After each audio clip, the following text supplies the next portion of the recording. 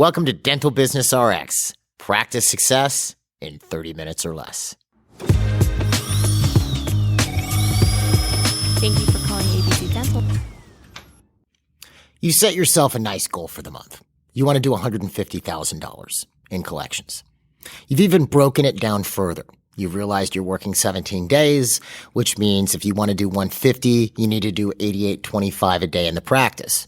You've even taken a look at how much you're estimating from the doctor's schedule and from hygiene. You're estimating that you need 2,000 a day from the hygiene schedule, which means you need about 68.25 a day from the doctor's schedule. So you start off hopeful and plug along. But you notice a few cancellations here and there as the days go by, along with a few episodes of asking your treatment coordinator how it went with that last patient and hearing that the patient wanted to think about it instead of accepting their treatment plan. So on the 23rd, you think, let's see how we're doing. You ask your office manager how things are for the month so far. They tell you that collections, month to date, 12 working days into your 17-day month, are $55,000. Your heart sinks. You only have 5 days left, and you'd have to do close to $20,000 a day just to hit your original goal. So you throw up your hands and resign yourself to ending up wherever you end up ending up. But what went wrong? In essence, what we have here is a management failure. Proper management tools and techniques would have kept you on target, or at worst, alerted you a lot earlier that you were off target when there was still time to fix it. And that's what I want to talk about in this week's episode, specifically what management is, at least the fundamentals, along with how and how often you should be monitoring your practice metrics in order to be effective. My name is Jeff Bloomberg, and I'm your host. And I think the best place to start is with a proper definition of management itself. Because there's a lot of ideas out there as to what management actually is, making sure growth is happening, staying on top of things. There's lots of ideas. The definitions that I like the best come from the management techniques that we teach here at MGE. We use the Hubbard Management System, which if you're familiar with MGE, you're familiar with that. The Hubbard Management System comes from the American writer L. Ron Hubbard, consists of millions of words covering an enormous number of subjects, from financial planning to HR to strategic planning to day-to-day management, resource management. I could go on with the whole list. It's a massive, massive system. We use it because it works. So a couple of these quotes I'm going to read you during this episode come directly from Mr. Hubbard's works on the subject. So with that in mind, let's take a look at first, how does he define management? I'm going to give you two definitions. So here's the first one. Management, the act, manner, or practice of managing, handling, or controlling something. So if that tells you that management has the idea of controlling or handling something in it. If I'm managing a business, a practice, a project, I'm handling and I'm controlling it. And then this next quote, I believe I read, I think it was in the New Year's episode, but I love this one because he kind of lays out exactly what management is supposed to do. And here's what it says. Management could be said to be the planning of means to attain goals and their assignation. And I'm going to pause there for a second. Assignation, the assignment of, right? So I'll pick that up. And their assignation for execution to staff and proper coordination of activities within the group to attain maximal efficiency with minimal effort to attain determined goals. I'll read that in its entirety again, but you get this is management's job. Here. Management could be said to be the planning of means to attain goals and their assignation for execution to staff and proper coordination of activities within the group to attain maximal efficiency with minimal effort to attain determined goals. So that tells you, number one, if you have no goals, like there's no goal for the business, the practice, I'm not even talking basic monthly goals. I'm talking longer term goals for the business. If there's no goals, management really can't do their job. It's virtually impossible because their job is to, work out how to attain goals, basically from what you're seeing here. So that's management's job. So based on what I just covered at the beginning, the little example I gave you where you didn't pull off the goal you wanted for the month, well, that was a management failure. Management didn't figure out what had to happen in order to make sure that actually happened. And you could compare this to many different fields. Let's say you're farming and you're growing wheat. Okay. Now I do know a thing or two about farming, but I'm not a full-on farmer. But let's say I'm growing wheat. Well, if my job is to control or handle it, as in that first definition, or the goal is that we have a successful wheat crop, right? And I'm managing this wheat crop. What would you expect me to do? You'd expect me to make sure there are no pests. It was growing according to the way that it was supposed to be growing. It had proper irrigation. The plants weren't underhydrated or overhydrated. The soil health was good, and so on. But how would I go about doing that? Let's say I had someone tending these crops and handling the things that I find. We have pests and I have somebody handling the pests, right? So I'm the manager. I'm managing this farm or these series of crops. And I'm not even getting to the financial aspect of it, but let's just keep it real basic here. This is an example, folks. How would I know what needs to be done? Well, I would have to go look. I would have to see them. There would be certain things that I would have to check, and there would have to be a regular interval at which I was checking on these things, or at least getting reports as to what was going on, whether I'm looking at photos, video, or I'm getting reports from people that I trust who are giving me a report as to what is happening with said crop. Because if I check it too often, that's just kind of a pain, right? I'm going down there all the time to have a look. It's sort of like that just becomes what I do all day long, and it's a bit of overkill. If I don't check it enough, the interval at which I check it is too infrequent, well, then things can be going wrong to the point where, I end up losing plants. I end up losing half my crop because I wasn't checking it regularly enough. They didn't get enough water, so they start dying. Or there's this pest that really took hold, and now I have a real problem, and I'm, killing myself to save half the crop. So that tells you interval of checking metrics and looking at things is very important. How often we're looking at certain things to make sure that things are being pulled off. So let's drill this down to a dental practice, or really any small business, really any big business for that matter. If we're trying to control the business, meet goals, etc., how might this work? Well, the problem from an industry perspective, especially in the dental industry, is the standard interval at which we're managing, quote unquote, our dental practices is by the month. Because that's the usual question. How much do you do per month? How much did you do last month? We're not looking at a shorter level interval. The problem with doing it on a month-to-month basis, or quarter-to-quarter, or year-to-year, that's nice to look at. It's things that you want to see. But it isn't a short enough time period to affect anything if things start to go wrong. So one of the things we teach our clients is to actually manage their practices on a shorter interval. I keep having trouble with those words. Shorter interval. There you are, folks. So let me show you what Mr. Hubbard says about this specifically.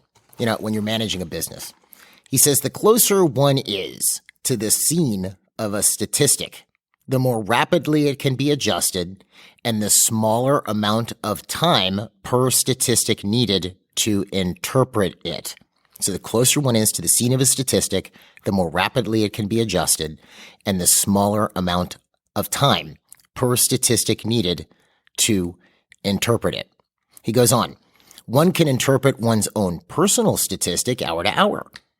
A division head, that's a section of an organization, can interpret on a basis of day to day. A senior executive, let's say you had an executive who is running the whole back office, right? Maybe they're handling insurance in the whole back office and they have a number of people who report to them. A senior executive needs a few days worth of statistic. An executive director would use a week's worth of statistic. So now we have on a small level, one's own personal statistic, we have hour to hour. Division head, someone running a portion of an organization, would interpret on the basis of day to day. Senior executive is looking at, as he says here, a few days worth of stat. And an executive director, which in your office would be your office manager, uses a week's worth of statistic. Notice none of those said months. None of those said months. And because these people are all directly on the scene. When you're managing your practice, you're all there. You're there day to day. Now, if you had let's say it's 6 offices and you had a regional manager who was managing all 6 of these offices, would they be working off of weekly statistics? No, because they're not directly on the scene. That's what he says here. A more remote governing body would use a trend. And what's a trend? He defines a trend as, he says trend means the tendency of statistics to average out up, level, or down over several weeks or months, as long as the situation remains. So you could have a statistic kind of trending upwards or a statistic trending downwards. So I'll continue what he's saying here. A more remote governing body would use a trend. which would be several weeks of divisional statistics to interpret. So if I'm the regional manager of 6 practices, I'm using a longer term trend. Here at MGE, when we request client statistics, even though we don't manage our clients, we teach our clients how to manage themselves, but we do keep track of statistics, make sure people are doing well. We ask for monthly statistics because that's the proper interval from where we are. We're not directly in their office on a day-to-day basis. But if you're in your office on a day-to-day basis, you're managing by the week or even shorter time horizons to make sure that things are actually really rolling. So let's play this forward based on this quotes I just read you. So let's say I hired somebody to do reactivation. What statistics are you keeping for them? Well, the most important one is, people who actually show up back in the practice on the recall schedule. That would be sort of the, that's the icing on the cake. That's what you're expecting. That's the final expectation, the final product that you were hoping for from this individual. Now, there are a number of other stats you might track which lead up to that final product of a person showing up. If you take a look, you might look at number of appointments they make, so if you go, how many people showed up, then how many appointments did I make? Then before that, it might be number of people I talked to. And before that, it might be number of phone calls and emails and texts that I send out. So if I send out a certain number of phone calls, emails, and texts, I should reach a certain number of people. And if I reach a certain number of people, ideally we'll schedule a certain number of those. And then if I schedule, you would hope that a large percentage of those show up. And by having all of those different statistics, we can kind of sort of manage what this person has going on and figure out, if things start to go wrong or if things are going well, that's something else to keep in mind, what we should do. Let's say the number of appointments goes down and we look, they stop making the number of calls that they were making before. We get them to make more calls, right? Or all of a sudden we have a huge ton of no-shows. They made a ton of appointments, but nobody's showing up. We might take a look at or listen to some of these calls where they're making appointments to see if they're doing anything wrong. If I have all of these metrics, I can kind of always put my finger on, okay, where is this starting to go wrong? But that being said, he mentioned in that earlier quote that one can interpret one's own personal statistic hour to hour. So if you have a reactivation person, they should be looking at every hour, every day. How am I doing? Okay, I made 50 calls in the last 2 hours. How does that compare to the prior two? Okay, I made 2 appointments, an hour ago. How many have I made this hour? Like every hour they're taking a look at how they're doing on an individual basis. That's something that they can look at. Right? Now, the office manager wouldn't be standing by and going every hour by the hour, going up to this reactivation person and going, okay, how many appointments have you made? Okay, how many appointments have you made? They'd be looking at that on a weekly basis. Now, could they look at it on a more frequent basis? Absolutely, which I'm going to get into with you here in a second as far as, a couple of management ideas on how you could implement this in your practice. But the manager is looking at it more on a weekly basis. The person maybe running the back office would be looking at this every couple days, and the person who maybe runs your production division, which would control scheduling and assistance and all of the providers, would be looking at this on a day-to-day basis. How many reactivation appointments did we make today? And the advantage of this, keep in mind, is, I started this whole episode off with an example. Someone finding out on the 23rd that they're nowhere near the goal that they have set for themselves. Well, that's not just something that I made up. It's an example I use quite frequently because I see it happen to new clients when they come here. They're so used to working on a month-to-month basis that they're not thinking with day-to-day and week-to-week. If you were looking at where your statistics were at every day and managing by them week-to-week, if, that example I started with, that office that was at 55,000 by the 23rd, would have known that they're only at 15,000 after the first week and have been able to do something about it or take some type of an action to avert the impending disaster. And that's the idea behind this. You want shorter intervals so that you can actually exercise more control over your business. So here's what I would suggest for you as far as if you want to implement some basics on this, there's 2 things that you want to do. Number 1, you probably start the day off with a morning huddle of some kind, or a morning production meeting, we call it here at MGE, where you go over what patients are coming in today and, what treatment you're going to present and things of that nature. We did an episode on this a while back. I think we have a video for it on the on our online platform, DDS Success, as well. Anyway, so you're doing your morning huddle. What I would do beforehand is I would actually take a look at where the practice is at statistically for the last day and month to date. You do this every morning with whoever's sitting in your morning huddle. And you're keeping track of key metrics which monitor practice health. If you want, I have a download that you can have. It's statistics to keep in a dental practice. I'll put it on the episode webpage.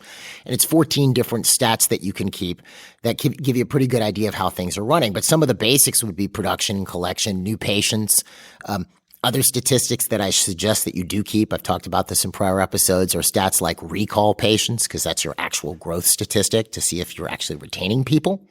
And you're going to want to keep more than new patients. You might keep number of responses, because let's say I'm getting a ton of responses or calls or form leads from implant funnels and my new patients are still not responding. That means I'm not scheduling people. Anyway, you're looking at your stats on a day-to-day basis in the morning as a group. You go, okay, so yesterday we collected $10,000 and month to date we are at $42,000 and the goal is 200 and we are on track or we are not on track. You see, that's something you're looking at every single day, because then, okay, you can look at it and go, oh my gosh, we need to really take some action here, or we need to call those patients in from next week, because we have a big opening on the schedule in order to make our target. That's the first thing I would do. Then you would want to look at statistics weekly, because again, remember from that quote I read earlier, the executive director, which in your case is an office manager, it says an executive director would use a week's worth of stat. So once a week, and you keep these major statistics in your practice weekly, you could even start off simple. Keep production, collection, and new patients, okay? You keep these weekly. And you should have a beginning of a week and an end of a week. If you're off, as an example, because a week shouldn't just be Monday through Friday, because in certain cases, there's certain things you're going to want to do. Let's say, for example, your practice is closed on Fridays. Well, we have a lot of clients who have that situation. What do we tell them to do? Well, make your week end on Thursday evening. Your weekend's Thursday evening and begins again on Friday morning. You might go, but Jeff, I'm closed Friday morning. That's true, but insurance payments come in on Friday, direct deposits, mail, things like that. Well, those go on to the next week. So then your week runs from Friday morning till the end of the day, Thursday. And how might a schedule like that look? So every morning you're doing your morning production meeting and you're going over stats. Then the end of the week, Thursday, weekends, everybody turns their statistics into the office manager. Friday morning, you have your weekly executive meeting, okay? This is where you're looking at weekly statistics. This would be the office manager, the doctor, any other executives. If you have sort of a junior manager, maybe a PR person, senior staff, they would be at this weekly executive meeting where you're going to take a look at the statistics and the graphs to see whether the office is growing, staying the same, or contracting. Staying the same is kind of contracting. And taking a look at what you have to do in order to make sure that things continue to grow or you're achieving the goals that the owner has set for the practice. This is a weekly thing to do. That level of interval ends up with enough attention placed on the stats. It's not too much, but it's enough to make sure that if things start to go off the rails, you can get them back on the rails quickly. Now, I mentioned earlier when I read that quote from Mr. Hubbard that, with trends, there's usually, as he refers to it, more remote governing body, right? For example, a manager managing 6 offices with 6 different office managers that are reporting to them looks at trends. Does that mean that you as the owner doctor and the manager can't look at trends? How are we doing quarterly? How are we doing monthly? How are we doing for the last 26 weeks? You can absolutely look at trends. You're just not managing on a day-to-day basis with them. If I'm looking at, I do that here at MGE. I'm looking at longer-term trends. I do yearly planning, things of that nature. But the primary focus I have from a management perspective is on a week-to-week basis, because if those weeks are all going well, because you look at a long-term meeting a yearly goal or a monthly goal or whatever goal you're setting for yourself is a combination of weeks, which is a combination of days. So if you're placing enough attention on these things and you're making sure that they're all rolling, eventually you get from point A to point B and pull off the goal that you were trying to pull off. So the funny thing about this is if you start looking at statistics this way, you start looking at them more frequently, then you'll find that you become more effective just by looking at the statistics more frequently. Now, if a statistic is going poorly, that doesn't necessarily tell you what you have to do to fix it. If all of a sudden collections are terrible, that doesn't necessarily tell you, what you're supposed to do to make it work, or, conversely, you might have a statistic get really good. All of a sudden collections were 10,000 a week. You collected 30. You should also find out why that happens. Even almost more important than finding out why it went down. Okay.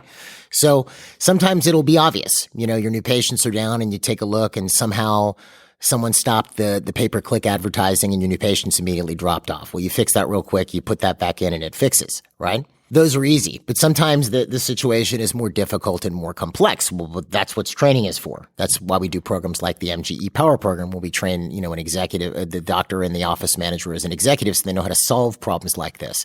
But the funny thing about it is if you just start off simple, you start off by at least keeping these statistics and looking at these statistics, because if you're not, take a look, it's an upgrade. Let's say you're not looking at them at all till mid-month or late month.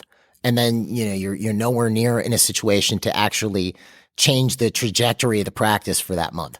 If you start looking at them regularly, you'll find a benefit associated with that. If you're looking at them daily and weekly, okay, and graphing them weekly, you'll find an immediate benefit with that. Will you know how to solve all the problems? No, not necessarily right off the bat. That's why we do training, all right?